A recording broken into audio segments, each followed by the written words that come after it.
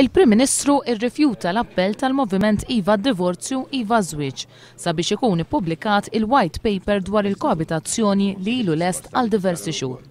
Il-ħsieb tal-Moviment Iva kien li l-poplu Malti qabel jivvota fir-referendum ikun jaf x'inhi d-differenza bejn id-drittijiet li ser jingħataw bil-koabitazzjoni u d-drittijiet li jistgħu jingħataw bid-divorzju.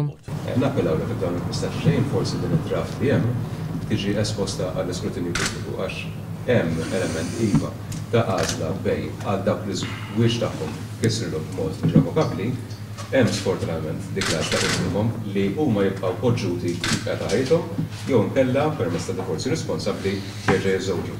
Iżda skont Lawrence Gonzi jekk din il-liġi tkun ippubblikata, in-nies ser ikunu żvijati. Ma naqbilx ma' din il-proposta illi f'nofs il-diskussjoni tad-divorzju indaħlu xi ħaġa illi tolqot faxxa u issues u kwistjonijiet ħafna iktar lilin mill-issues li għandna fuq id-divorzju. Michael Falzon fisem il-Moviment Iva għalli l-liġi tal-koabitazzjoni ser toħloq konfużjoni fl-assenza tal-liġi tad-divorzju. In-nies li jikkoabitaw ma' xulxin ser jingħataw drittijiet meta jkunu għadhom legalment miż-żewġin ma' ħaddieħor. L-argumentu illi għandna bżonn din liġi kif qed tgħid il-100%. Imma fl-assenza ta' liġi tad-divorzju, il-liġi tal-koabitazzjoni se tiġi abbużata biex jinħoloq livelli.